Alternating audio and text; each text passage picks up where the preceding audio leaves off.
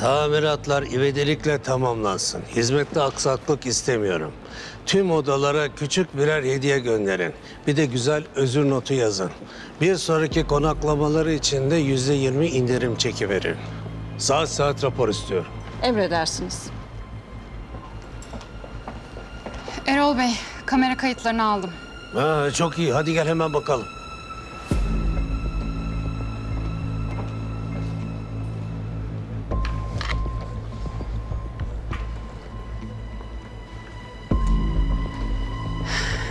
Yangın ocaktaki bir arızadan kaynaklanıyor. Şurada açıkça görünüyor. Mutfak ekibi birkaç kez arızayı bildirmişler ve tamirat talep etmişler. Herkesin tedavi masrafları karşılansın. Aileleriyle de ilgilenin. Bu arıza konusu büyümesin. Aynı emri verdim. Aferin Arzu.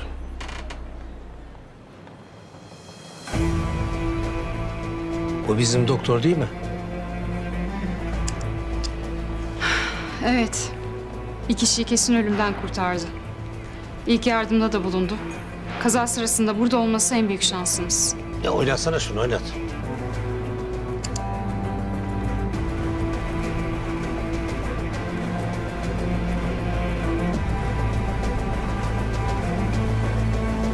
Kim bu adam Arzu? Ne biliyorsan anlat. Bak, benden bir şey saklayamazsın.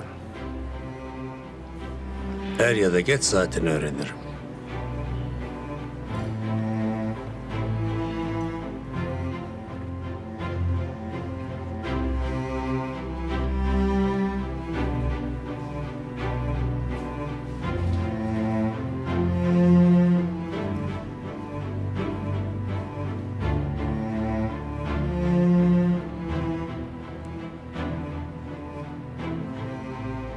Birkaç sıyrık için biraz abartmıyor musun?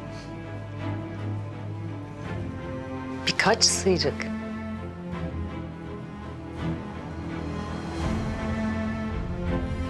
Deride kesikler, yanık bölgeler. İstesen 2 hafta rapor alabilirsin. Ne yaptın? Çıplak ellerinle yangını da mı dövmeye kalktın? Yangın fena bastırmıştı. İnsanlar alevler içindeydi. Ne yapsaydın? İtfaiyeci misin sen?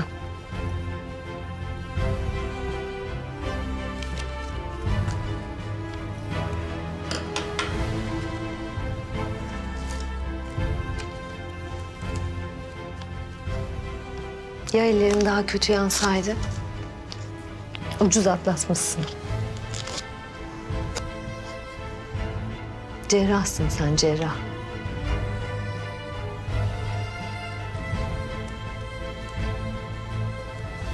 Hava aydınlanıyor. Helikopter birazdan gelir. Ekibi topla da hastayı bir taşıyalım. Teşekkür ederim.